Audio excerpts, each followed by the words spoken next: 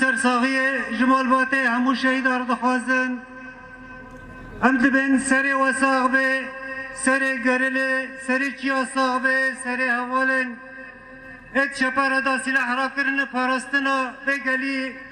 دکن سر وان ساق به سر سروک آبو ساق به و هم دبن شهید نامرن اول دیجا اموک مجلسا مالبات شهیدا ام بدنگ کی بلند ام باندکن ای دجمنه هو چقاسی رشته چقاس سر بگلی دواره سر دواره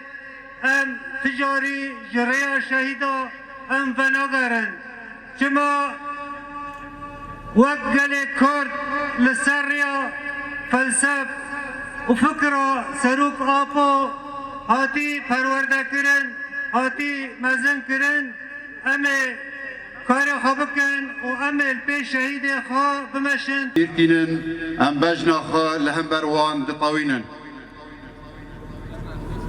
بنابه مجلسا کانتونه ام دبین ملا سر مالبت صاحبه هر تم جیه سر بلندیه جبو گلی کردستانه و جبو ریبر آپو جبر گو ریبر آپو هر تم دگو از لرجاندنا خوینه ناترسم لی از سکراندنه دترسم جبر بیجی گلی کردستانه 44 سالم بردوام دشورش دا اف شورش بی لحیق لسر آخا کردستانه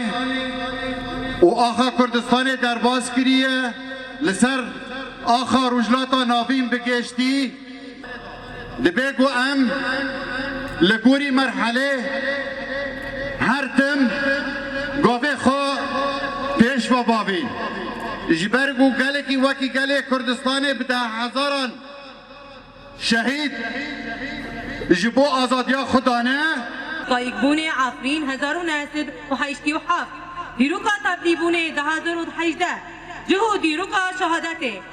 ششی 12 2022 دقونا خدو یمین یا بر خدانا سردمه